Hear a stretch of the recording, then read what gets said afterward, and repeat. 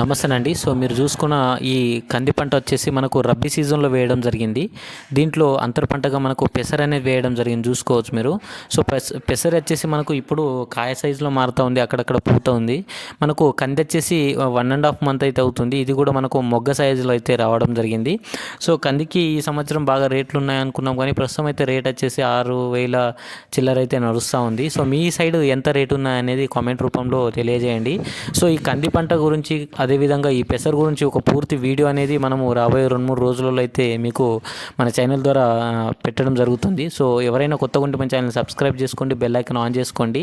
So మనం పెసర చూసుకున్నట్లయితే ఇప్పుడు మనకు దీంట్లో ఫ్లవరింగ్ స్టేజ్, అదేవిధంగా ఫ్రూటింగ్ స్టేజ్ అయితే నడుస్తూ ఉంది. అక్కడక్కడ మనకు ఎల్లో మేజక్ వైరస్ కూడా కనిపిస్తూ ఉంది. సో ఈ ప్లాట్ వచ్చేసి మనము విజిట్ చేసి మనకు ఒక ఫుల్ వీడియో అయితే మనము రైతులకు తెలియజేయడానికి అయితే తీయడం జరుగుతుంది. ఖచ్చితంగా ఒక సబ్స్క్రైబ్ చేసి లైక్ అయితే చేయండి. Thank you watching this video.